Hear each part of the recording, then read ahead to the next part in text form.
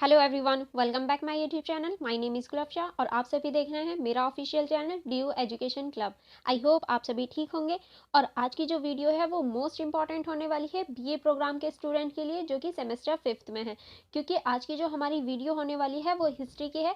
और ये जो हिस्ट्री की बुक है, यानी इस बुक का नाम जो है इश्यूज इन 20th सेंचुरी, ये आपकी बुक का नाम है। और इस वीडियो में मैं आपको होल बुक के जितने भी इंपॉर्टेंट क्वेश्चन बन सकते हैं वो सारे ही क्वेश्चन करवाने वाली हूँ, जो आपके एग्जाम के पॉइंट ऑफ व्यू से बहुत ज़्यादा इंपॉर्टेंट होने वाली है। आई होप आपने अभी तक मेरी वीडियो को लाइक कर दिया होगा और मेरे चैनल को सब्सक्राइब भी कर लिया होगा, क्योंकि ये मोस्ट इंपॉर्टेंट वीडियो होने वाली है होल सिलेबस की, यानी इसमें पूरी ही बुक कवर होने वाली है। चलिए फिर बिना टाइम वेस्ट करे हम अपनी वीडियो स्टार्ट करते हैं।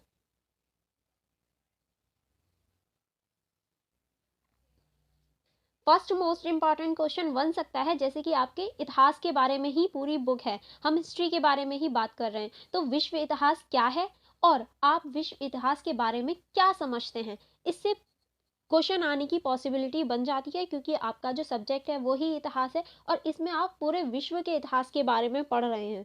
तो विश्व इतिहास क्या है या फिर विश्व इतिहास के बारे में आप क्या समझते हैं या इससे क्या समझते हैं, यही आपका फर्स्ट क्वेश्चन बन सकता है। इसके परिचय में आप लोग लिख सकते हैं, विश्व के काल का अध्ययन या मानव के विकास का अध्ययन करना विश्व इतिहास कहलाता है।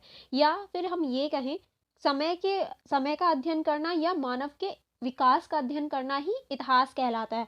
और जब हम किसी पर्टिकुलर देश के ना करके पूरे विश्व के स्तर पर करें, यानी कोई सीमा ना हो, कोई अंतरराष्ट्रीय सीमा ना हो, कुछ ना हो, वही हमारा विश्व इतिहास कहलाता है। जब कोई भी सीमा बाधित ना हो या फिर कोई भी सीमा नहीं हो, तभी विश्व इतिहास कहलाता है। तो किसी भी समय या फिर किसी भी मानव के विकास का या किसी का भी अध्ययन करना बिना सीमाओं के, तो वो विश्व इतिहास कहलाता है। इसके अंतर्गत हम ऐतिहासिक आंदोलन, सभी देशों की सांस्कृतिक विचार आदि का अध्ययन करते हैं। यानी इसके जब हम विश्व इतिहास की बात करते हैं तो इसके अंतर्गत किसी भी देश की सीमा नहीं होती, तो हम सभी देशों की सांस्कृतिक विचारों और जो सभ्यताएं वगैरह होती हैं सभी का अध्ययन करते हैं, वही विश्व इतिहास कहलाता है।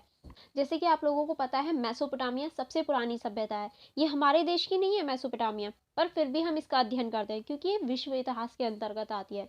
हड़प्पा सभ्यता है, वो सबसे पुरानी सभ्यताओं में से एक है, लेकिन ऐसा नहीं है वो हमारे देश की है तो सिर्फ हम ही अध्ययन करते हैं।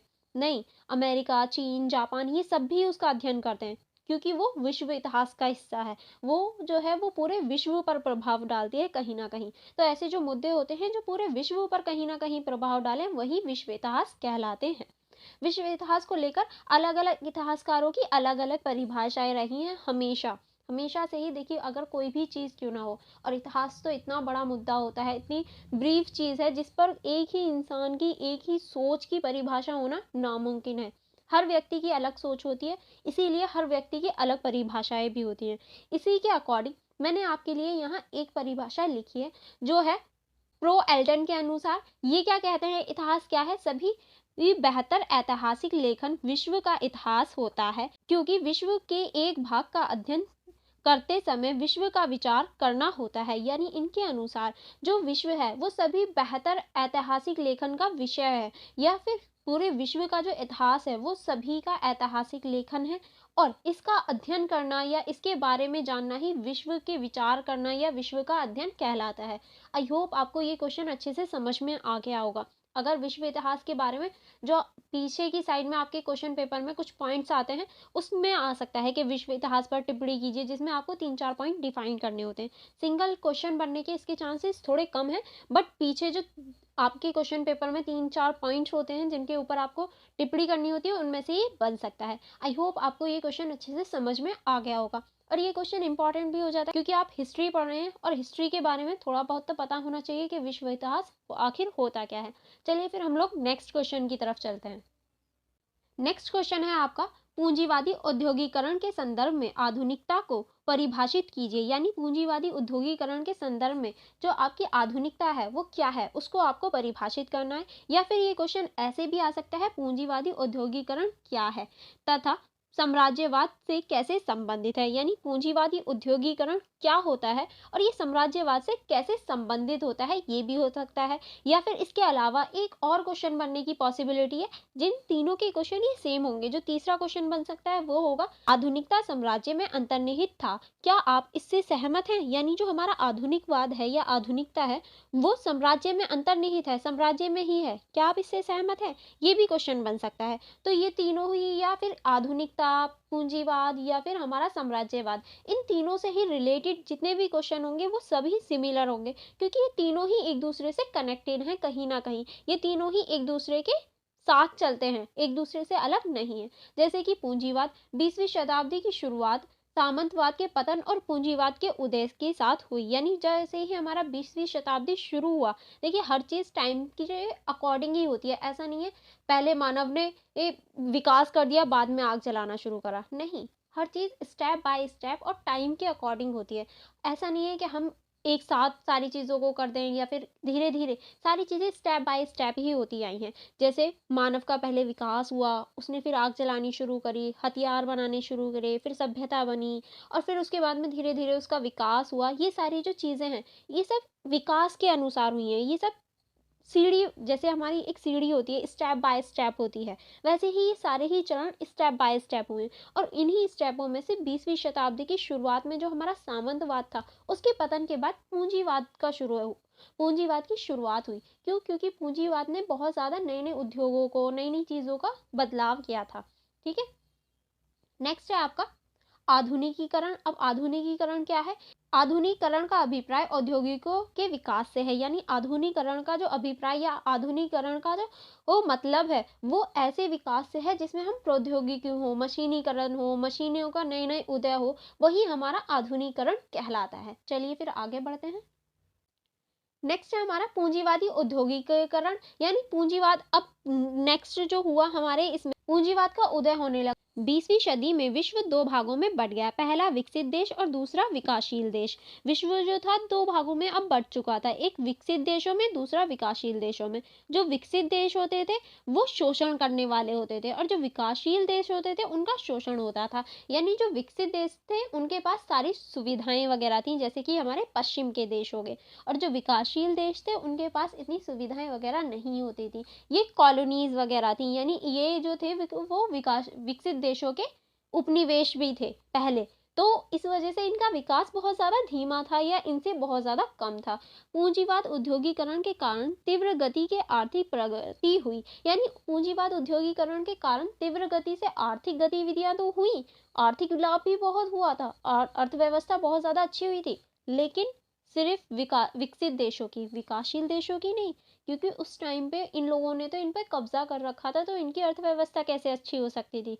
तो जो विकसित देश थे उन्हीं की अर्थव्यवस्था में बहुत ज़्यादा परिवर्तन देखने को मिले, आर्थिक रूप में हमें बहुत ज़्यादा परिवर्तन देखने को मिले थे। नेक्स्ट है हमारा विकासशील देशों में बहुसंख्यक लोगों के पिछड़ेपन का कारण बनी, यानी जो विकासशील देश थे उसमें भी अर्थव्यवस्था में परिवर्तन आ रहे थे, लेकिन जो बहुसंख्यक लोग थे, बहुसंख्यक लोग कौन होते हैं? जो गरीब होते हैं, वही तो बहुसंख्या में होते हैं, क्योंकि हर व्यक्ति तो अमीर होता नहीं है, इसलिए जो बहुसंख्यक लोग बचते हैं वो गरीब ही बचते हैं। तो इनके पिछड़ेपन का भी एक कारण बना औद्योगिकरण। औद्योगिकरण की वजह से जो मजदूर वर्ग थे उनका रोजगार छिन गया, उनकी जो व्यवस्था थी वो और ज़्यादा ठप हो गई, उनकी दैनिक जीवन के जो कार्य थे वो खत्म होने लगे मशीनीकरण और औद्योगिकरण के कारण। नेक्स्ट है हमारा समाज में अनेक क्रांतियां होने लगी, जैसे फ्रांसीसी क्रांति। अब देखिए कोई व्यक्ति है जिसके पास खाने के लिए नहीं है, कमाना नहीं है, कुछ भी कुछ नहीं कर रहा, वो बेकार है, तो क्या आएगा उसके दिमाग में? ऐसी ही बातें आएंगी, सरकार से परेशान है, वो कुछ ना कुछ तो करेगा, तो वो क्रांति की तरफ बढ़ा। और क्रांति ने नई नई, इस समाज में क्रांति को नए नए रूप मिले, नई नई जगह क्रांति देखने को मिली। इसी का एक उदाहरण फ्रांसीसी क्रांति भी है, क्योंकि फ्रांसीसी क्रांति भी इसी का एक उदाहरण है। वहाँ की सामाजिक वहाँ की आर्थिक सामाजिक सारी स्थितियाँ बेकार होने के बाद ही वहाँ क्रांति की शुरुआत हुई। नेक्स्ट है हमारा पूंजीवादी औद्योगिकरण के चरण जो हमें औद्योगिकरण में ले जाते हैं, यानी पूंजीवादी औद्योगिकरण के कौन कौन से ऐसे चरण हैं जो हमें औद्योगिकरण की ओर बढ़ावा लेकर बढ़ाते हैं या फिर औद्योगिकरण की ओर लेकर जाते हैं। पहला हमारा है व्यापारिक या वाणिज्यिक पूंजीवादी चरण, इसमें हमारे व्यापारिक और वाणिज्य जो पूंजीवादी चरण है, इसमें हमारे व्यापार और वाणिज्य से रिलेटेड जो चीज़ें होती हैं उनके बारे में है। ये जो है हमारे ये 15वीं शताब्दी से 18वीं शताब्दी तक है। ये जो हमारा चरण चला मेनली ये 15वीं से 18वीं शताब्दी तक चला। इसमें इंग्लैंड, फ्रांस, नीदरलैंड, पुर्तगाल और स्पेन जैसे सामूहिक शक्तियाँ शामिल थी। यानी ये जो टाइम था, इसमें जो परिवर्तन हो रहे थे, जो व्यापार में, वाणिज्य में ये जो बढ़ रहे थे, इनमें जो बढ़ोतरी हो रही थी या इनका जो लाभ हो रहा था वो मोस्टली इंग्लैंड, फ्रांस, नीदरलैंड, पुर्तगाल और स्पेन जैसे देशों को हो रहा था, जो बहुत ज़्यादा शक्तिशाली थे। इनका अंतर्राष्ट्रीय वर्चस्व बढ़ रहा था। अब देखिए ये सारे ही देश एक दूसरे देशों को अपना गुलाम बना रहे थे, अपनी ये जो राजनीति है उसको खेल रहे थे, अपने कॉलोनी बनाने में बहुत ज़्यादा बढ़ावा दे रहे थे, जिसकी वजह से इनका जो राजनीतिक वर्चस्व था अंतर्राष्ट्रीय स्तर पर वो बढ़ रहा था। और इसके बाद में उपनिवेशवाद की जो प्रक्रिया थी वो प्रारंभ हो गई। सभी देश अपने अपने उपनिवेशवाद बनाने लगे, सभी देश दूसरे देशों पे कब्जा करने लगे, उन्हें अपनी कॉलोनी बनाने लगे, अपने उपनिवेश बनाने लगे। इसलिए उपनिवेशवाद को भी बढ़ावा मिला। और जिसकी वजह से क्या हुआ, उपनिवेशवाद की जो प्रक्रिया थी वो भी तो शुरू हो गई, क्योंकि सभी देश जो ताकतवर देश थे वो दूसरों को अपना उपनिवेश बना रहे थे, इसलिए उपनिवेशवाद की जो प्रक्रिया थी वो भी शुरू हो गई थी। एंड नेक्स्ट है हमारा पूंजीवाद के विकास का चरण, यानी जो हमारा पूंजीवाद है उसका जो विकास का चरण है वो क्या था, या पूंजीवाद के विकास के चरण को अब हम देखने वाले हैं। पश्चिम के देशों ने औद्योगिक उत्पादन में सर्वोत्तम स्थिति प्राप्त की, यानी पश्चिम के जो देश थे उन्होंने ये नए नए उत्पादन या फिर नई नई जो तकनीकी थी उसमें अच्छी स्थिति प्राप्त करनी शुरू कर दी, नई नई ये जो चीज़ें थी वो बनानी इन्होंने स्टार्ट कर दी थी। एंड नेक्स्ट है हमारे नए नए उद्योगों का विकास हुआ। उस टाइम पे नए नए उद्योगों का विकास हो रहा था, नई नई चीज़ें आ रही थी, नई नई तकनीक आ रही थी, तो नए नए उद्योगों का विकास हुआ। नेक्स्ट है हमारा 20वीं सदी के उत्तरार्ध में बहुराष्ट्रीय और अंतर्राष्ट्रीय निगमों और नए आर्थिक नीतियों का उदय हुआ, यानी 20वीं शताब्दी की शुरुआत में बहुराष्ट्रीय और अंतर्राष्ट्रीय स्तर पर नई नई निगम आए, नई नई आर्थिक नीतियां बनने लगी, क्योंकि वहाँ के लोग भड़क रहे थे, पैसे नहीं थे, और जो कमजोर और जो बेरोजगारी थी वो बढ़ रही थी, तो जिसकी वजह से जो और देश थे उन्होंने अपनी अपनी नीतियां बनानी शुरू करी कि किस तरह से हम विकास कर सकते हैं ताकि हमारे देश में क्रांति ना हो। सभी देश अपनी अपनी फिर नीतियों पर बल देने लगे कि किस तरह से मजदूर वर्गों को भी सही तरीके से या फिर सही ढंग से लेकर चला जा सकता है अपने देश में, इस चीज़ पर बल दिया गया। नेक्स्ट है हमारा नई आर्थिक नीति का विकास हुआ। अब नई नई आर्थिक नीतियां आ रही थी, सभी देश अपनी अपनी नई आर्थिक नीतियों का विकास कर रहे थे।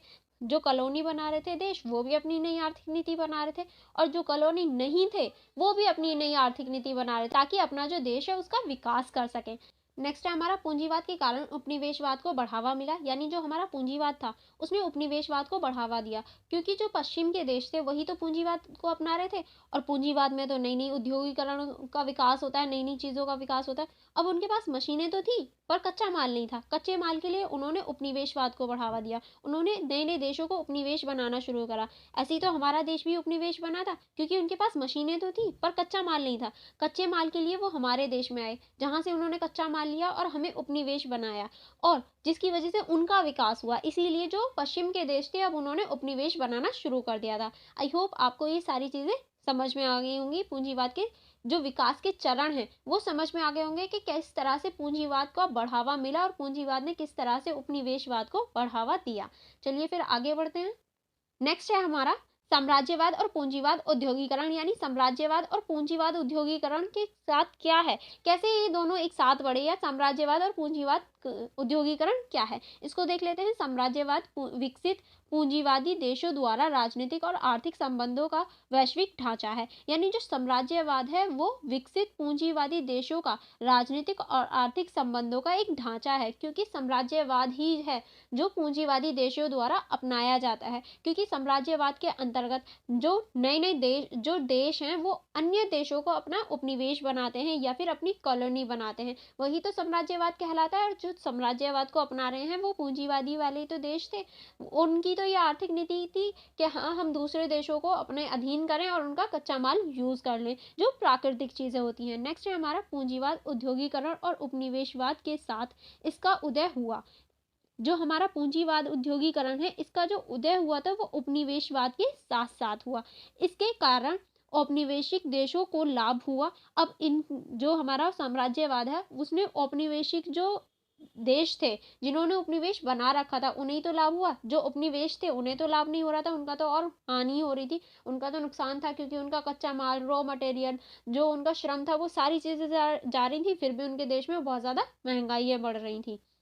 नेक्स्ट है हमारा आधुनिकवाद कला, साहित्य, संगीत, सिनेमा इत्यादि की मुख्य विशेषताओं में इसकी चर्चा होती है। यानी हम आधुनिकवाद में, कला में, साहित्य में, संगीत में और सिनेमा तक में, यानी जो हमारी मूवीज वगैरह होती हैं उनमें भी हम इनके विषयों की मुख्यता या फिर इनकी चर्चा देखने को मिलती है। ऐसी बहुत सारी फिल्में बनी हैं जो हमारे इतिहास से रिलेटेड हैं, जो हमें साम्राज्यवाद के बारे में बताती हैं। इसमें बहुत सारी जो हैं वो हमारे भारत देश के ऊपर भी बनी हुई हैं। और वो कौन सी मूवीज हैं ये आपको मुझे कमेंट बॉक्स में बताना है। ओके, आई होप आप लोगों ने देख रखी होंगी, क्योंकि ऐसी मूवीज मोस्टली सब लोग देखते हैं। तो आप मुझे बताना कि क्या आपने वो मूवी देखी है, और देखी है तो उसका क्या नाम है। ठीक है, जो हमारे देश के ऊपर बनी है, जो अंग्रेजों के ऊपर बनी है, कि किस तरह से हमने अपनी क्रांति करी, अपनी स्वतंत्रता प्राप्त करी।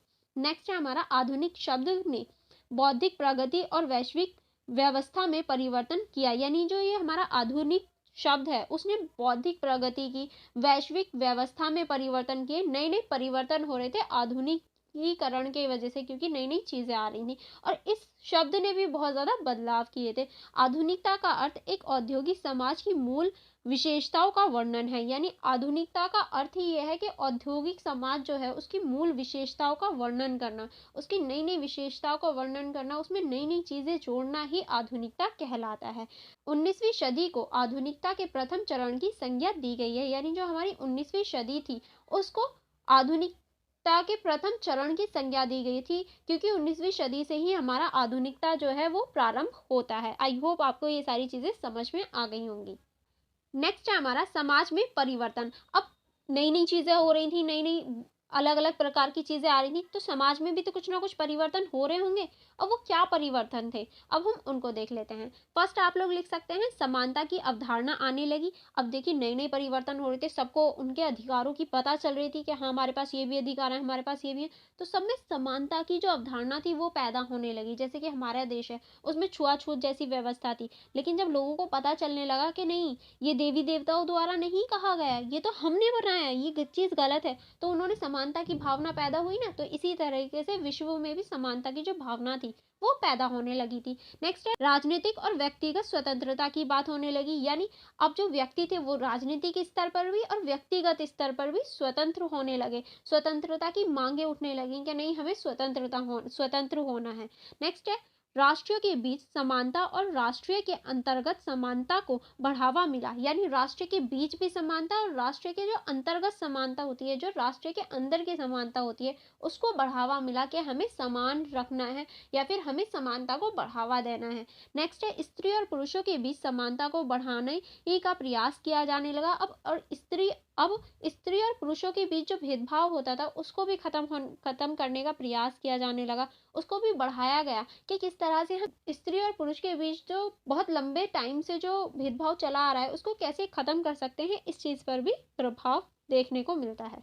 नेक्स्ट है हमारा आधुनिकता का आलोचनात्मक मूल्यांकन किया। फासीवाद इटली और नाजीवाद जर्मनी में विकास के अवधारणा का विकास हुआ। यानी आधुनिकता जो है वो सिर्फ अच्छी अच्छी है ये नहीं कहा गया, आधुनिकता की बहुत ज्यादा आलोचना भी की गई, इसकी बुराइयां भी की गई, इसके आलोचनात्मक मूल्यांकन भी किया गया इस टाइम पे। और जो इटली था उसमें फासीवाद का उदय हुआ, और जो हमारा जर्मनी था उसमें नाजीवाद का उदय होने लगा, जो कि हम आगे देखेंगे ये आगे चल के एक क्रांति या फिर एक युद्ध का भी कारण बनते हैं। फासीवाद और नाजीवाद ये जो है ये आगे चल के युद्ध तक का कारण बन जाते हैं। एंड नेक्स्ट पॉइंट है उत्तर आधुनिकवाद, आधुनिकता की आलोचना की गई। यानी उत्तर आधुनिकता में आधुनिकता की जो आलोचना भी की जा रही थी, नई नई प्रकार की हम आलोचना भी देख सकते हैं आधुनिकवाद की।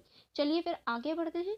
नेक्स्ट है साम्राज्यवाद पर लेनिन के विचार। यानी जो लेनिन है उनके क्या विचार थे साम्राज्यवाद को लेकर, या साम्राज्यवाद को लेनिन किस तरह से देखते थे। लेनिन एक महत्वपूर्ण व्यक्ति हैं जो कि साम्राज्यवाद जो है उसको बढ़ावा देने के लिए या साम्राज्यवाद को खत्म करने के में एक महत्वपूर्ण भूमिका निभाते हैं। चलिए अब हम लोग लेनिन के विचार देख लेते हैं। लेनिन के अनुसार साम्राज्यवाद पूंजीवाद के उच्चतम विकास और अंतिम दिशा है।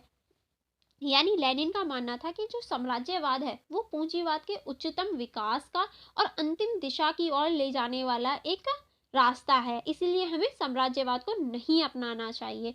एंड नेक्स्ट, पूंजीवाद का विकास होने पर इसमें केंद्रीकरण की प्रवृत्ति बढ़ जाती है, यानी पूंजीवाद का जैसे जैसे विकास होता है इसमें केंद्रीकरण की जो प्रकृति है वो बढ़ जाती है और बैंक पर भी उद्योगपतियों का नियंत्रण स्थापित हो जाता है, यानी जो बैंक वगैरह होते हैं, जो हमारी ऐसी संस्थान होती हैं जो लोन वगैरह देती हैं, उन पे भी उद्योगपतियों का जो नियंत्रण होता है वो बढ़ जाता है। इसीलिए हमें साम्राज्यवाद को नहीं अपनाना चाहिए, उसे छोड़ देना चाहिए और जो हमारी ऐसी व्यवस्था है जिसमें सभी लोगों को बराबर माना जाए, उन्हें अपनाने का प्रयास करना चाहिए। एंड नेक्स्ट है, लेनिन के अनुसार साम्राज्यवाद के 3 बड़े परिणाम दिए गए हैं। अब वो कौन कौन से परिणाम हैं, यानी 3 बड़े परिणाम दिए थे लेनिन के अनुसार। अब वो कौन कौन से हैं? पहला है साम्राज्यवाद का विकास। लेनिन का मानना है कि साम्राज्यवाद का विकास हो रहा है, धीरे धीरे साम्राज्यवाद जो है वो बढ़ता जा रहा है। एंड नेक्स्ट है पूंजीपति साम्राज्यवाद में भूखंडन का बंटवारा, यानी जो पूंजीपति साम्राज्यवाद है उसमें जो भूखंड है उसका बंटवारा होना चाहिए, दोबारा से वो बंटवारा होना चाहिए। वो जो जमींदार हैं जो या फिर उद्योगपति हैं, उन्हीं के पास सारी भूमि आ गई, उन्हीं के पास सारे अधिकार हैं, तो वो चीज़ नहीं होनी चाहिए, उसे खत्म करना चाहिए। नेक्स्ट है हमारा साम्राज्यवाद के खिलाफ क्रांतियों का आरंभ। अब धीरे धीरे साम्राज्यवाद को खत्म करने के लिए क्रांतियों का आरंभ हो रहा है, जो अगर नहीं रुका साम्राज्यवाद तो नई नई क्रांतियां होंगी, नई नई लोग पैदा होंगे, नई नई ऐसी क्रांतियां या फिर क्रांतिकारी विचार आएंगे, जिसमें से एक हमारे कार्ल मार्क्स हैं जो साम्राज्यवाद में एक क्रांति की रूप लेकर आते हैं या साम्राज्यवाद में क्रांति को बढ़ावा देते हैं। जो हमारे कार्ल मार्क्स हैं जिन्होंने अपनी बहुत ज़्यादा विचारधारा दी है या फिर इनके अनुसार कई क्रांतियाँ या फिर कई परिवर्तन भी हम देख सकते हैं। और इसमें से एक आप लोग लिख सकते हैं 1917 में जो रूसी क्रांति हुई थी, जिसे बेल्शविक क्रांति के नाम से भी जानते हैं, ये इसका एक उदाहरण हो सकता है। आई होप आपको ये लेनिन के सारे विचार अच्छे से समझ में आ गए होंगे। एंड यहाँ हमारा क्वेश्चन पूरा कंप्लीट होता है। चलिए अब हम लोग नेक्स्ट क्वेश्चन की तरफ बढ़ते हैं। नेक्स्ट क्वेश्चन है हमारा, यूरोप का विरोधी गुटों में बंटवारे की सीमा तक प्रथम विश्व युद्ध के प्रारंभ होने की जिम्मेदार था, यानी किस हद तक हम कह सकते हैं यूरोप जो था वो विरोधी गुटों में बटा, इस वजह से प्रथम विश्व युद्ध हुआ। या फिर अथवा में ये क्वेश्चन आ सकता है कि प्रथम विश्व युद्ध के क्या अभिप्राय है, यानी प्रथम विश्व युद्ध से आप क्या समझते हैं और इसके उत्तरदायी एक कारण क्या थे, या फिर प्रथम विश्व युद्ध जो था उसके क्या कारण थे, वो क्यों हुआ, इसके क्या कारण हो सकते हैं। आप इसमें लिख सकते हैं प्रथम विश्व युद्ध को ग्रेट वॉर अथवा ग्लोबल वॉर भी कहा जाता है, यानी प्रथम विश्व युद्ध को हम ग्रेट वॉर या ग्लोबल वॉर के नाम से भी जानते हैं, क्योंकि ऐसा माना जा रहा था कि प्रथम विश्व युद्ध के बाद और कोई दूसरा युद्ध नहीं होगा, इसीलिए उसे ग्रेट वॉर के नाम से भी जाना गया। और प्रथम विश्व युद्ध 28 जुलाई 1914 से लेकर 11 नवंबर 1918 तक युद्ध ये चला था, यानी 1918 में आकर ये पूरी तरीके से समाप्त हुआ था। अब प्रथम विश्व युद्ध के क्या कारण थे, प्रथम विश्व युद्ध क्यों हुआ था, इसके कारणों को देख लेते हैं। पहला आप लोग लिख सकते हैं मिलिटरिज्म। इसमें जो हो रहा था वो मिलिट्री को बढ़ाया जा रहा था, सभी देश अपनी अपनी मिलिट्री अपनी अपनी सेना को बढ़ा रहे थे, अपने अपने हथियारों को बढ़ा रहे थे, नई नई हथियारों की होड़ हो रही थी, अपनी सेना को बढ़ा रहे थे, अपने हथियारों को बढ़ा रहे थे, अपनी मिलिट्री को बढ़ा रहे थे, जिसकी वजह से क्या हुआ कि अगर किसी भी देश के पास अपनी मिलिट्री है, अपनी ताकत है, सबसे ज़्यादा है, तो उसके सामने अगर कोई कुछ कहेगा क्या वो शांत हो जाएगा? वो तो भैया उड़ा देगा। तो वही बात यहाँ आई कि अगर तुमने मुझसे कुछ कहा तो मैं तोप से उड़ा दूंगा या फिर मैं तुम्हारे ऊपर अपनी सेना छोड़ दूंगा। ये चीज़ कैसे आई? जब हमने अपनी शक्तियों को बढ़ाना शुरू करा, अपनी सेना को बढ़ाया, बहुत ज़्यादा बढ़ा लिया, तो इसी वजह से ये प्रथम विश्व युद्ध का कारण भी बना, क्योंकि सभी देशों ने अपनी अपनी सेना बढ़ा ली थी, अपनी अपनी जो सेना संगठन थे वो बढ़ा लिए थे, नए नए गठन हो रहे थे। और नेक्स्ट पॉइंट आप लिख सकते हैं गठबंधन। नए नए गठबंधन हो रहे थे, वो भी चोरी छुपे, यानी किसी और देश को पता भी नहीं था और आप लोगों ने पीछे से गठबंधन भी कर लिया कि अगर युद्ध हुआ या कोई भी ऐसी स्थिति हुई तो भाई तू मेरा साथ दियो या फिर मैं तेरा साथ दूंगा, अगर ऐसा कुछ भी हो गया तू फंसा तो मैं तेरा साथ दूंगा, लेकिन किसी को बताना नहीं है कि हम लोग साथ हैं। ऐसे तरीके से गठबंधन बना लिए गए, जिसमें से एक है हमारा 1822 का ट्रिपल अलायंस संधि। ये भी एक ऐसी ही संधि थी जो की गई थी। एंड नेक्स्ट आप संधि लिख सकते हैं 1917 की ट्रिपल इंटेंट, ये भी एक संधि थी जो कि संगठन बनाने में एक महत्वपूर्ण भूमिका या फिर एक विश्व युद्ध का कारण बनी। तीसरा आप लिख सकते हैं साम्राज्यवाद, नई नई कॉलोनी बन रही थी जिसकी वजह से क्या हुआ, साम्राज्यवाद को बढ़ावा मिला, जो लोग थे वो परेशान हो रहे थे। एंड फोर्थ लिख सकते हैं आप राष्ट्रवाद, राष्ट्रवाद की भावना उत्पन्न होने लगी, सभी जो देशों के लोग थे वो अपने अपने राष्ट्र को बढ़ाना चाह रहे थे, अपनी अपनी सीमा को बढ़ाना चाह रहे थे कि नहीं हमारा राष्ट्र ही सर्वोपरि है या फिर हमारा राष्ट्र ही सबसे अच्छा है। इस चीज की होड़ ने भी प्रथम विश्व युद्ध को जन्म दिया। एंड नेक्स्ट पॉइंट है हमारा, सॉरी ये द्वितीय विश्व युद्ध हो गया, ये द्वितीय विश्व युद्ध नहीं है, ये यहाँ प्रथम विश्व युद्ध है। प्रथम विश्व युद्ध के जो हमारे तत्कालीन कारण था यानी एट द टाइम का क्या कारण था, वो था ऑस्ट्रो हंगरी के अपेयर राजा पेंडेनेस और उनकी पत्नी सूफी की हत्या कर देना। यानी ये जो यहाँ के राजा थे इनकी हत्या हो गई जिसकी वजह से वहाँ के जो लोग थे वो भड़क उठे। ऐसा नहीं है पहले से कुछ नहीं हो रही थी, पहले से भी कारण बन रहे थे, पर ये जो था ये तत्कालीन कारण था क्योंकि ये एट द टाइम हुआ और युद्ध शुरू हो गया। क्योंकि इन लोगों ने अब वहाँ के लोग जो थे वो बहुत ज़्यादा परेशान हो गए थे और इन्होंने युद्ध की घोषणा कर दी। और जैसे ही युद्ध की घोषणा करी सब लोग आकर इसमें कूद पड़े और सब लोगों ने युद्ध में पार्टिसिपेट किया या फिर युद्ध लड़ना शुरू कर दिया। ठीक है, यही प्रथम विश्व युद्ध के कारण थे। चलिए फिर हम लोग आगे बढ़ते हैं। अब देखिए प्रथम विश्व युद्ध के हमने कारण भी देख लिया, अब प्रथम विश्व युद्ध के परिणाम क्या हुए, यानी प्रथम विश्व युद्ध का क्या परिणाम निकला, क्या मिला हमें या फिर इसके बाद में क्या चीजें आई। पहला हमारा पेरिस सम्मेलन हुआ, प्रथम विश्व युद्ध के बाद में पेरिस सम्मेलन होता है जिसमें हमारे राष्ट्र संघ की स्थापना होती है। ये संयुक्त राष्ट्र नहीं है, ये राष्ट्र संघ की स्थापना होती है। ठीक है, यानी हमारा जो पेरिस सम्मेलन था उसमें राष्ट्र संघ की स्थापना हो जाती है। पेरिस सम्मेलन में राष्ट्रीय संघ की स्थापना होती है, संयुक्त राष्ट्र संघ बाद में बनता है, पहले हमारा राष्ट्रीय संघ बनता है। ठीक है, नेक्स्ट आप लोग लिख सकते हो जर्मनी को युद्ध का जिम्मेदार ठहराया गया, यानी जर्मनी को पूरे युद्ध का जिम्मेदार ठहरा दिया गया कि तुम्हारी वजह से ही युद्ध हुआ। तो जर्मनी पर 6 अरब पाउंड जो थे उनका कर लगाया गया कि तुम्हें ये भुगतान करना होगा क्योंकि तुम्हारी वजह से ही युद्ध हुआ था, इसलिए ये जो कर है ये तुम्हें ही भुगतान करना होगा। एक तो वैसे ही जर्मनी भी युद्ध में लड़ रहा था तो उसकी वैसे हालत खराब थी, अब उस पर 6 अरब पाउंड का भी कर लगा दिया कि भाई ये भी तुम्हें भुगतान करना ही है। और जो जीते हैं यानी जो हमारे मित्र राष्ट्र हैं जो जीते थे उन्हें भुगतान करना है, जो धूरी राष्ट्र हार गए थे उनमें भी सिर्फ जर्मनी पर ये कर लगाया गया था। एंड नेक्स्ट था हमारी वसाई की संधि। वसाई की संधि ने भी एक महत्वपूर्ण भूमिका निभाई है, वसाई की संधि ने भी द्वितीय विश्व युद्ध को बढ़ाने का एक कारण भी बनी वसाई की संधि, क्योंकि इसके अंतर्गत एक तो जर्मनी को जिम्मेदार ठहराया गया और जितने भी इसके पास राज्य वगैरह थे उनको छीन लिया गया। इसको नए जो जो धुरी राष्ट्र थे जो हार गए थे उन्हें सैनिक संगठन या कोई भी नीति बनाने का अधिकार छीन लिया गया था वसाई की संधि के तहत। इसलिए वसाई की संधि भी एक महत्वपूर्ण परिणाम निकला था प्रथम विश्व युद्ध का। आई होप आपको ये क्वेश्चन भी अच्छे से समझ में आ गया होगा। चलिए फिर हम लोग नेक्स्ट चलते हैं, नेक्स्ट क्वेश्चन की तरफ।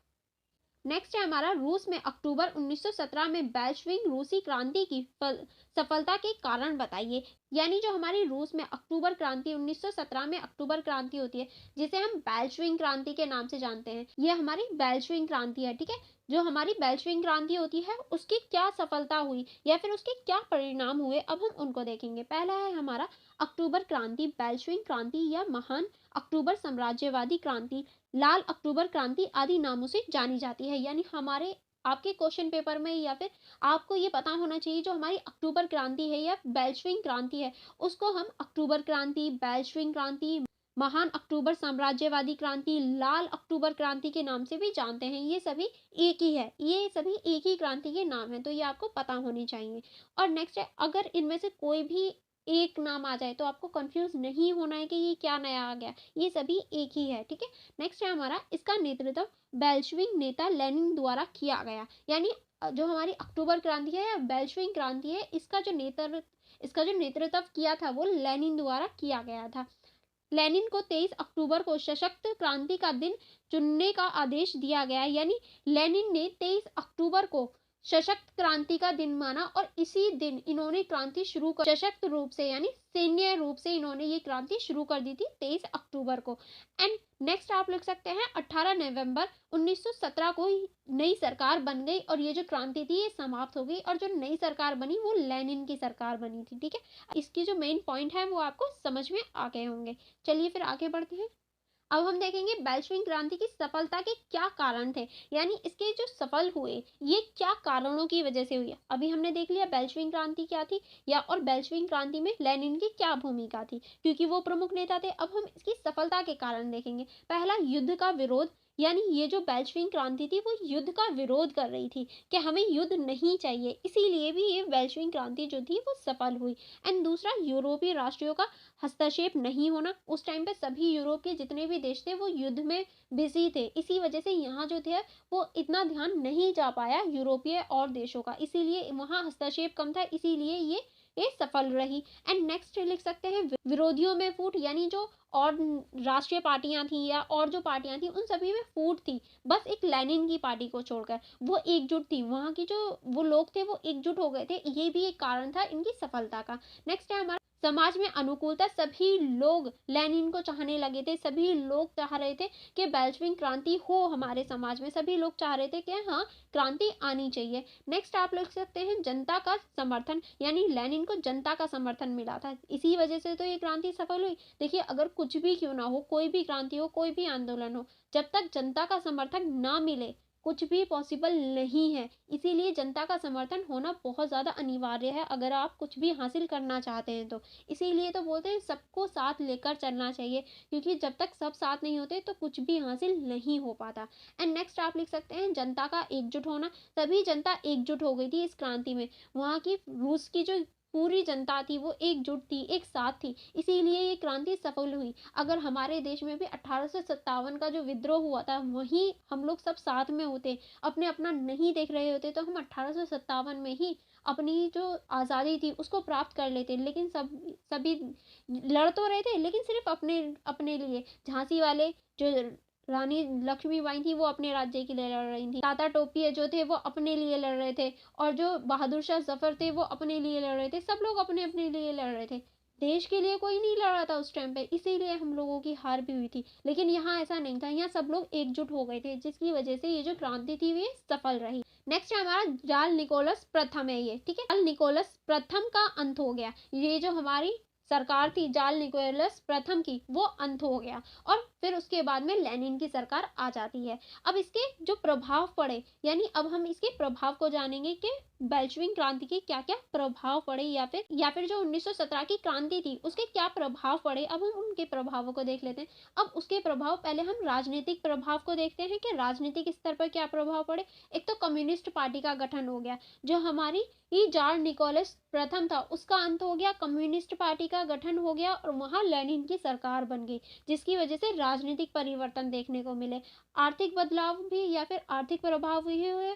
आर्थिक स्तर पर हम देख सकते हैं कि जो पंचवर्षीय योजना होती हैं वो अपनाई गई, और जो देश था उसे विकास की ओर ले जाने का प्रयास किया गया था, और जो युद्ध था उससे हटने का प्रयास किया गया था, ताकि जो वहाँ की जनहानि ऑलरेडी हो चुकी है उसको रोका जा सके, उसे बस छोड़ दिया जाए कि हाँ अब हमें अपने देश पर विकास की ओर लेकर जाना है, हमें और किसी और चीज़ पर ध्यान नहीं देना, इस चीज़ पर बल दिया गया है। और मजदूरों की स्थिति में सुधार आया। अब देखिए सभी जनता इनके साथ थी, जैसे कि हम ऊपर देख सकते हैं, तो मजदूरों की जो स्थिति थी वो तो सुधरेगी ही, क्योंकि अगर वहाँ की सरकार के साथ जनता है तो सरकार को भी तो जनता का सोचना पड़ेगा, इसीलिए वहाँ की जो मजदूर थे उनकी स्थिति में भी सुधार आया, उनकी स्थिति जो थी वो परिवर्तन हो गई। आई होप आपको ये क्वेश्चन अच्छे से समझ में आ गया होगा।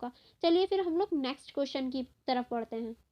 नेक्स्ट क्वेश्चन है हमारा, रूसी क्रांति का शेष दुनिया पर प्रभाव का वर्णन कीजिए। यानी जो हमारी रूसी क्रांति हुई उसका शेष दुनिया या फिर पूरी दुनिया पर क्या प्रभाव पड़ा, रूसी क्रांति ने क्या प्रभाव दिखाया अपना पूरे विश्व में, या फिर रूसी क्रांति से क्या प्रभाव देखने को मिला हमें विश्व में। अब हम इसके बारे में चर्चा करेंगे। पहले आप रूसी क्रांति का थोड़ा सा इंट्रो देख सकते हैं, जैसे कि मैंने पहले ही क्वेश्चन में आपको दिया था, तो आप अगेन वो चीज़ लिखने की ज़रूरत नहीं थी, इसलिए मैंने नहीं लिखी। तो आप जब आंसर लिखें तो उस चीज़ को थोड़ा सा रूसी क्रांति के बारे में लिख देना, और लेनिन की क्या भूमिका थी उसके बारे में भी आप लिख देना। ओके, अब हम इसका देख लेते हैं कि पूरी दुनिया में इसका क्या प्रभाव पड़ा। पहला, राजनीतिक एकजुटता। अब देखिए जैसे जैसे हमने रूस में देखा कि पूरी जो समाज था वो एकजुट हो गया था, जिसकी वजह से वहाँ क्रांति को सफलता प्राप्त हुई। तो और देशों ने भी देखा, अगर राजनीतिक एकता या फिर एकजुटता हो जाए तो हम भी प्राप्ति कर सकते हैं किसी भी चीज़ में, या फिर किसी भी संगठन या फिर किसी भी आंदोलन में प्राप्ति हो सकती है अगर एकजुटता हो जाए। नेक्स्ट है हमारा समानता की ओर बढ़ने की बात की गई, यानी हमने अब समानता को बढ़ावा दिया। जिस तरह से वहाँ समाज में नए नए परिवर्तन हो रहे थे, सभी को समानता की ओर बढ़ाया जा रहा था, इसीलिए अब हमारे देशों में या फिर अन्य देशों में, पूरे विश्व में समानता को बढ़ाने पर बल दिया गया है। एंड नेक्स्ट है नई सभ्यता, नई संस्कृति व नए समाज का उदय हुआ, क्योंकि अब वहाँ की जो नई सभ्यता पैदा हुई, नई सांस्कृतिक पैदा हुई, और वहाँ के जो नए नए समाज थे उनका उदय हुआ, नए नए विचारों का उदय हुआ, समाजवाद का उदय हुआ। यानी अब वहाँ जो था वो समाजवाद का उदय हो गया, क्योंकि वहाँ जो कम्युनिस्ट पार्टी थी उसका गठन हो गया था, अब उसने समाजवाद का उदय किया।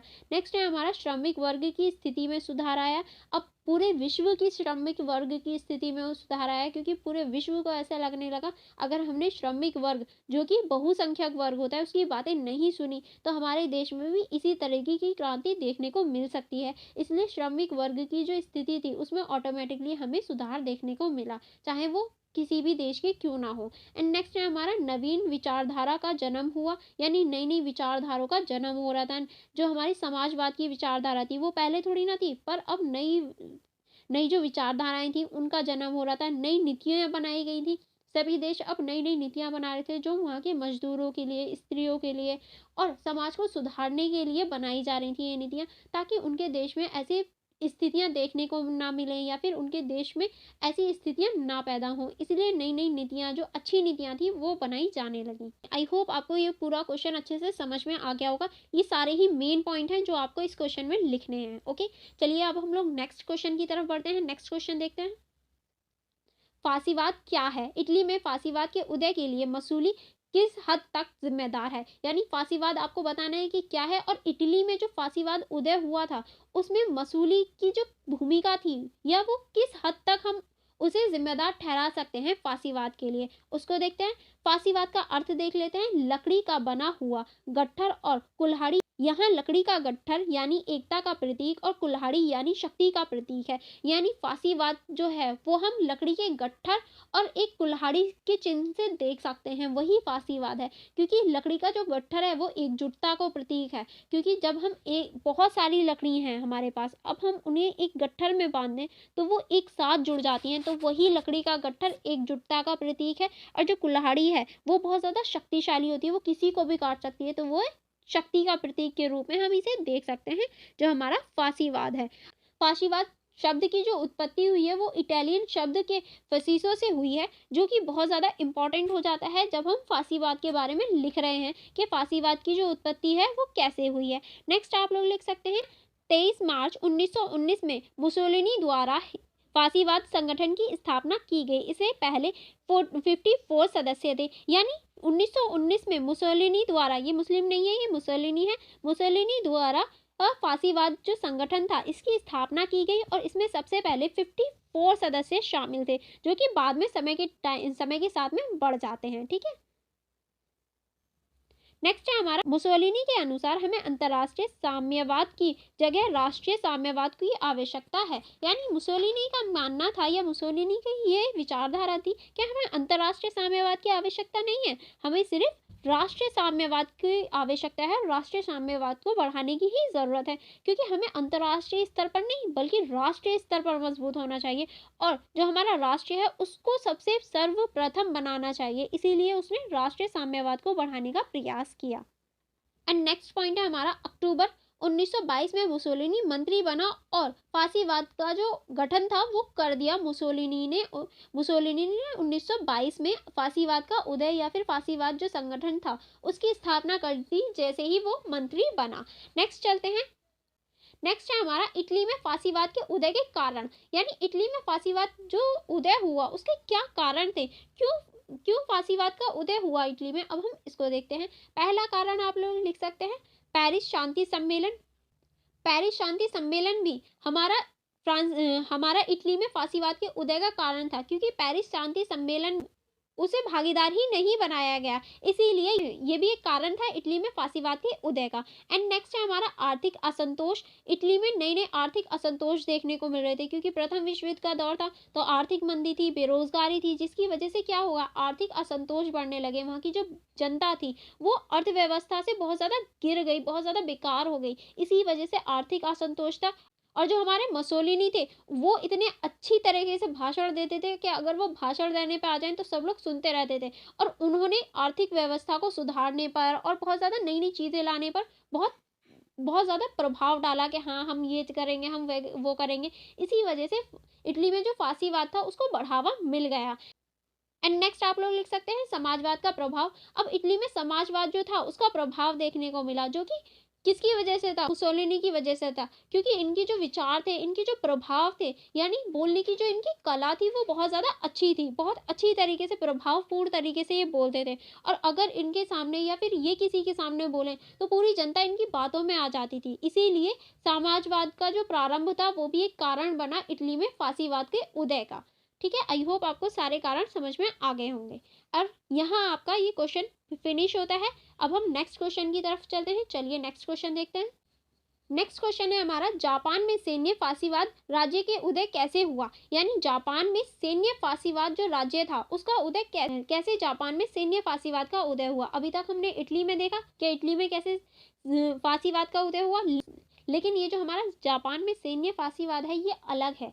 ये इटली की तरह नहीं है, ये बिल्कुल अलग है। अब हम इसको देखते हैं, इसके क्या कारण थे या फिर कैसे हुआ, इसको देख लेते हैं। जापान में सेना एक बड़ी ताकत बन गई। जापान में प्रथम विश्व युद्ध के बाद जो सेना थी वो एक बहुत बड़ी ताकत बन गई। और उसके बाद में 1930 के दशक में सेना सरकार पर हावी हो गई। अब जहाँ का राजतंत्र या फिर लोकतंत्र कमजोर हो तो वहाँ की जो सेना होती है वो हावी हो जाती है सरकार पर। और ऐसा ही जापान में हुआ, जिसकी वजह से जापान में सैन्य फासीवाद का उदय हो गया। युद्ध को बढ़ावा दिया गया, यानी जो जापान था वहाँ युद्ध को बढ़ावा दिया जाने लगा।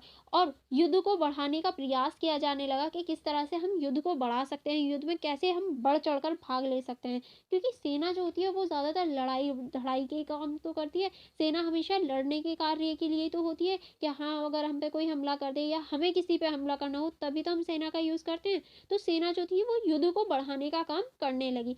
अब हम देखेंगे कि जापान में साम्यवाद के जो कारण थे वो कैसे बन, या फिर जापान में जो साम्यवाद था वो किस तरह से प्रभाव में आया या उसके क्या कारण रहे थे। अब हम उन कारणों को देख लेते हैं। पहला है हमारा उपनिवेशवाद की इच्छा। यानी अब जापान जो था वो उपनिवेशवाद की इच्छा करने लगा कि जैसे जैसे पूर्वी जैसे पश्चिमी देश और देशों को अपना उपनिवेश बना रहे हैं, वैसे अब मैं भी अपना उपनिवेश बनाऊं दूसरे देशों को। इसीलिए जापान ने क्या किया, सैन्यवाद की उदय हुआ जापान में। अब वहाँ की जो सेना थी वो दूसरे लोगों को अपने अंदर लेना चाह रही थी, यानी दूसरे देशों की जो सीमा थी उनको हड़पना चाह रही थी, उन्हें अपना उपनिवेश बनाने की इच्छा रख रही थी। इसी वजह से ये भी एक कारण था वहाँ सैन्य फासीवाद होने का।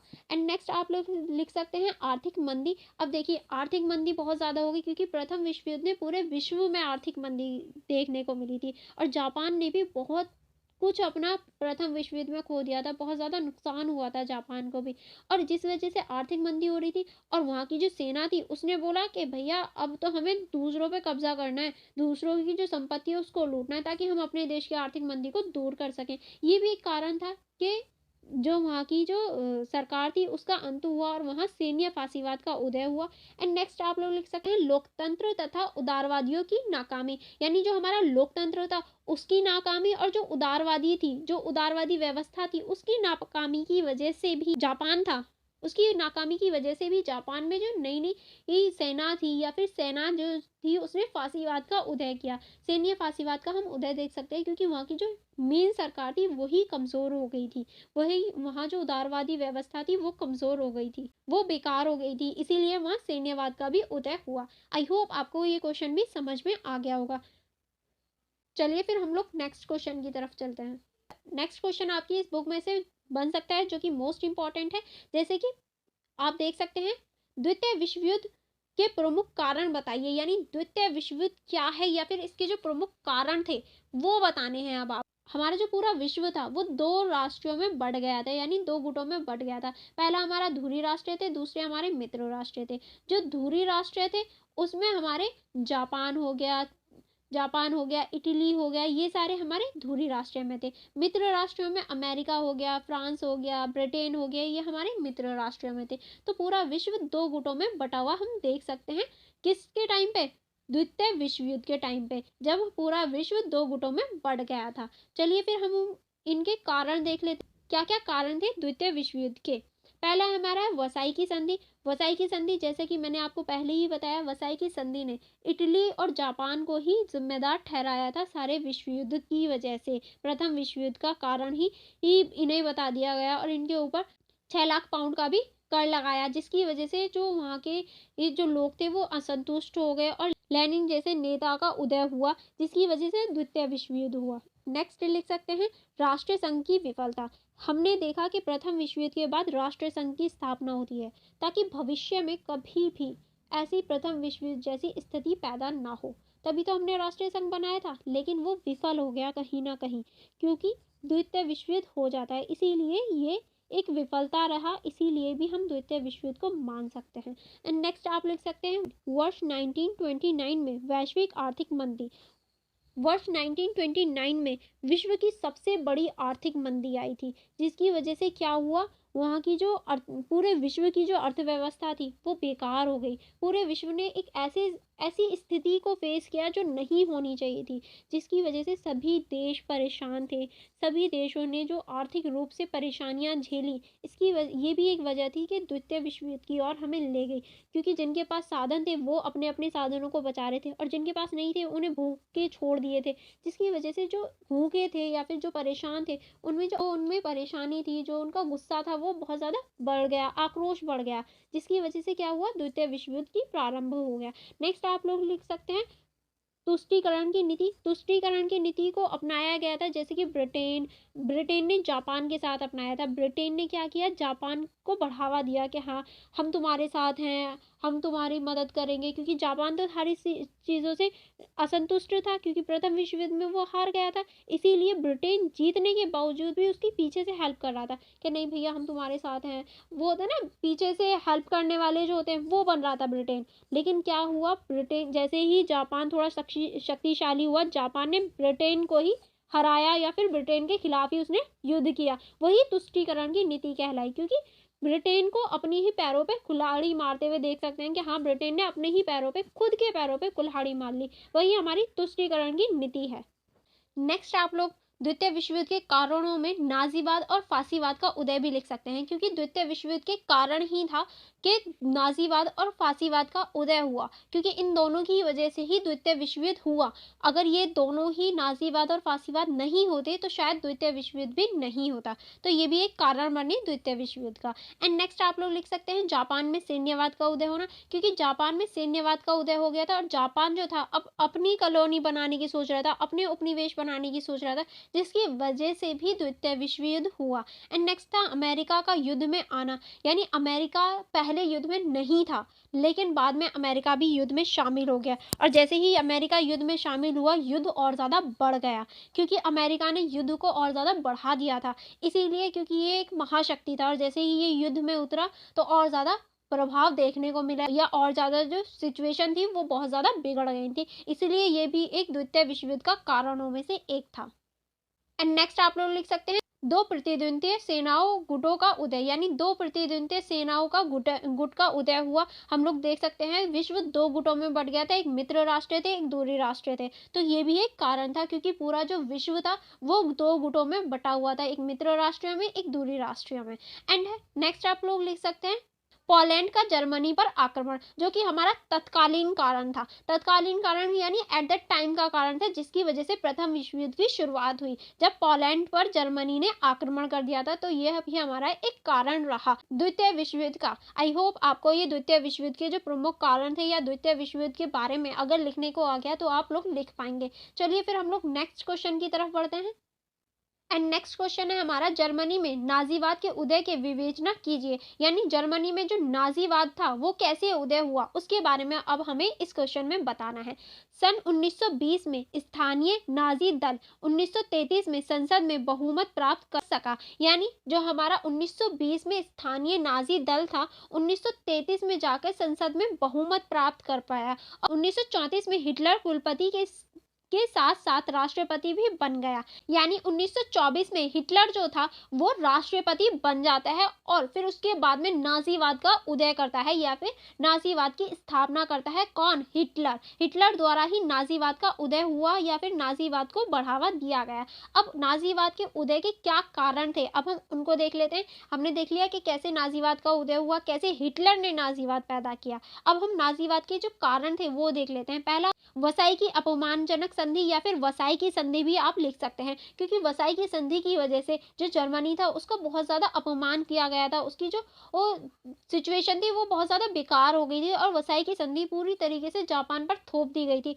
और वहाँ राष्ट्रीय संघ ने भी कुछ नहीं कहा था, जो कि विश्व में शांति बनाने के लिए बनाया गया था, पर फिर भी उसने कुछ नहीं कहा। इसीलिए ये भी एक कारण था।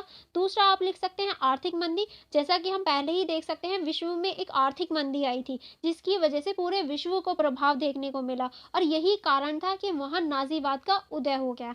एंड नेक्स्ट है हमारा समाजवाद का बढ़ता हुआ संकट। यानी समाजवाद जो था वो दिन प्रतिदिन बढ़ता जा रहा था और सभी को लगता था कि कहीं हमारे जर्मनी में भी समाजवाद का उदय ना हो जाए, इसीलिए वहाँ के लोगों ने नाजीवाद को चुना समाजवाद की जगह। एंड नेक्स्ट आप लोग लिख सकते हैं वामपंथियों की फूट। यानी जो हमारी वामपंथी थी उसकी फूट, वहाँ जो एकता थी उसकी, वो जो एकता थी उनकी एकता नहीं रही और वामपंथियों यानी जो हमारी वामपंथी थी उनमें फूट पड़ने लगी, जिसकी वजह से जो हमारा नाजीवाद था उसको बढ़ने का चांस मिल गया। क्योंकि जो अपोज में थी वामपंथी उनमें तो फूट पड़ गई थी, वो पहले से ही टूटने की कगार पे थी। इसी वजह से जो वहाँ की नाजीवादी पार्टी थी उसको बढ़ने या नाजीवाद को बढ़ने का एक सुनहरा मौका मिल गया।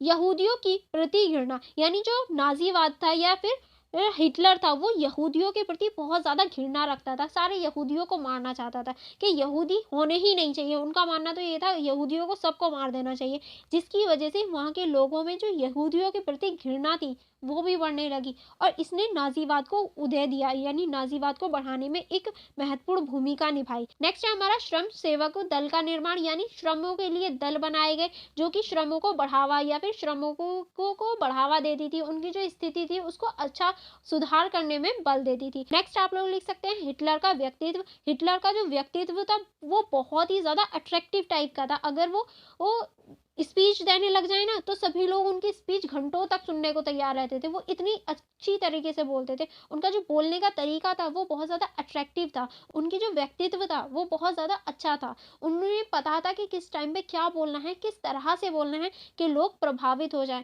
अगर उन्हें भीड़ में खड़ा कर दिया जाए ना और कहा जाए कि तुम इस भीड़ का पूरा फोकस अपनी तरफ खींचो, तो वो 2 मिनट में पूरी भीड़ का फोकस खींचने की शक्ति रखते थे।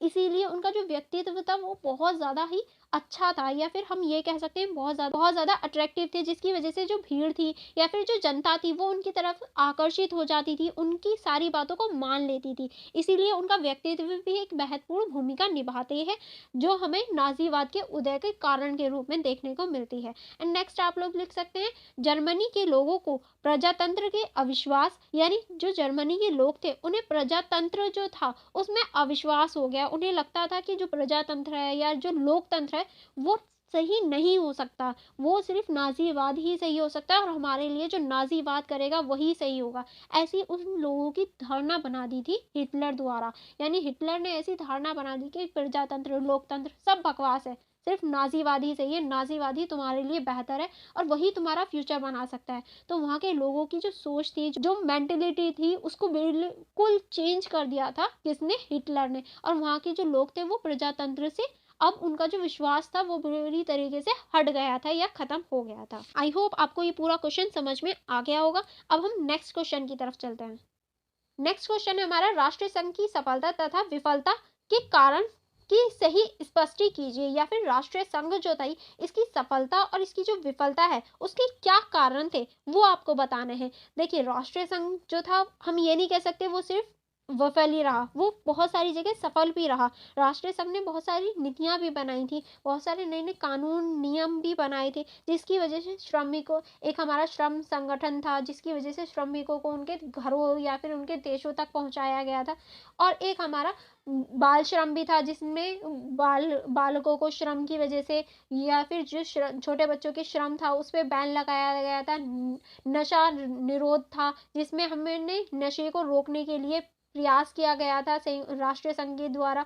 और विश्व स्वास्थ्य संगठन बनाया गया था, जिसमें सभी विश्व की जो व्यवस्था है उसमें स्वास्थ्य की जो चीज़ें होती हैं उनको रखा गया था कि हाँ, सभी विश्व अपनी स्वास्थ्य सीमा पर या फिर स्वास्थ्य स्थिति पर ध्यान देंगे। एंड नेक्स्ट उसने एक आर्थिक स्तर पर मदद करने की नीति भी बनाई थी, जिसमें सभी देशों को आर्थिक स्तर पर मदद की जाती थी। तो राष्ट्रीय संघ की बहुत सारी सफलता भी हैं और यहाँ कुछ इसकी असफलताएं लिखी हैं। अब हम उनकी असफलताओं को देख लेते हैं। आई होप आपने सारी सफलताओं को नोट डाउन कर लिया होगा। अब हम इसकी असफलता देख लेते हैं। संयुक्त राष्ट्र अमेरिका का असहयोग, यानी राष्ट्रीय संघ बन तो गया, लेकिन जो पूरे विश्व की सबसे शक्तिशाली शक्ति थी वो तो इसमें पार्टिसिपेट कर ही नहीं रही थी, यानी अमेरिका। अमेरिका का राष्ट्रीय संघ में ना होना भी एक कारण है इसकी विफलता का या इसके भंग हो जाने का, क्योंकि जो अमेरिका की संसद थी उसने उसमें पार्टिसिपेट करने की अनुमति ही नहीं दी अमेरिका को, जिसकी वजह से क्या हुआ, अमेरिका इसका संघ का सदस्य नहीं बना और ये भंग हो गया। एंड नेक्स्ट आप लोग लिख सकते हैं राष्ट्रीय संघ का सार्वभौमिक ना होना, यानी राष्ट्रीय संघ जो था वो सार्वभौमिक नहीं था, क्योंकि इस पे जो वर्चस्व था वो उन देशों का था जो शक्तिशाली थे या फिर जो प्रथम विश्व युद्ध में विजय हुए थे, उनका प्रभुत्व हमें देखने को मिले। वो सार्वभौमिक नहीं था, वो सभी के लिए समान न्याय नहीं कर पा रहा था, जिसकी वजह से एक वसाई की संधि भाई इसका एक उदाहरण है, क्योंकि वसाई की संधि में जर्मनी, जापान इन पर बहुत ज़्यादा चीज़ें थोप दी गई थी जो नहीं होनी चाहिए थी, जिसका कारण हम द्वितीय विश्व युद्ध भी देख सकते हैं। इसीलिए वसाई की संधि भी एक इसका उदाहरण लिख सकते हैं। नेक्स्ट है हमारा संगठन संबंधित दोष, यानी इस संगठन में कई संबंधित दोष थे। इस संगठन को बिल्कुल प्रॉपर तरीके से नहीं बनाया गया था। पहली बात, अमेरिका के जो राष्ट्रपति थे वुडरो विल्सन, उन्होंने ही राष्ट्रीय संघ को बनाने की अनुमति या फिर राष्ट्रीय संघ को बनाने का प्रस्ताव दिया था कि हाँ, हमें ऐसे राष्ट्रीय संघ जैसी चीज़ बनानी चाहिए, और वही उसमें शामिल नहीं हुए। क्यों शामिल नहीं हुए? क्योंकि उसके जो संगठन था उसमें दोष था, उसका संगठन सही नहीं बना था, इसीलिए तो अमेरिका की जो संसद थी उसे वो पसंद नहीं आया था। बेशक अमेरिका ने ही सुझाव दिया था, पर फिर भी अमेरिका उसमें सदस्य नहीं बना। एंड नेक्स्ट पॉइंट हम लोग लिख सकते हैं सेना ना होना। सेना का भी नहीं सेना का भी प्रभाव नहीं था, यानी हम देख सकते हैं कि राष्ट्रीय संघ की जो खुद की कोई सेना नहीं थी, उसे जो शक्तिशाली देश हैं उन पर डिपेंड होना पड़ता था। अगर वो कुछ भी नीति या कोई भी उसका कानून तोड़ रहा है तो उन्हें उसके ऊपर डिपेंड रहना पड़ता था, दूसरे देशों के ऊपर, कि अगर वो अपनी सेना दें तो मैं कुछ कार्रवाई करूं, वरना तो कोई बात नहीं, ऐसे होता। क्या ऐसे कोई संगठन चल सकता है? नहीं। इसीलिए उसकी सेना ना होना भी एक कारण था उसकी विफलता का या फिर उसकी सफलता प्राप्त ना कर पाने का। आई होप आपको ये क्वेश्चन भी अच्छे से समझ में आ गया होगा। एंड यहाँ आपकी जो होल बुक है उससे जितने भी इंपॉर्टेंट क्वेश्चन बन सकते थे वो सारे ही कंप्लीट हो जाते हैं। आई होप आपको ये पूरी वीडियो समझ में आ गई होगी।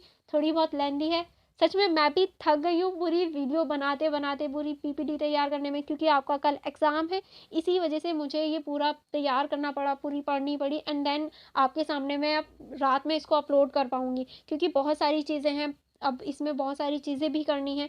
तो इसीलिए आप एक लाइक करना और मेरे चैनल को सब्सक्राइब करना मत भूलना, क्योंकि सच में बहुत मेहनत लगी है पूरी बुक की वीडियो बनाने में। तो आप इसे लाइक करना और अपने फ्रेंड्स के साथ शेयर करना मत भूलना, क्योंकि अब मैंने मेहनत करी है तो आपका भी फ़र्ज़ बनता है आप भी थोड़ी सी मेहनत कर लें मेरे लिए। और आपका एग्ज़ाम कैसा रहा आप मुझे कमेंट बॉक्स में बता सकते हैं।